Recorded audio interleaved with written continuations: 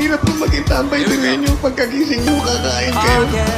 Tapos, Pagkakain nyo, lalabas kayo ng bahay, makikipagkwentuhan kayo. Tapos? Sisiraan nyo yung mga tao, wala namang ginagawa sa inyo.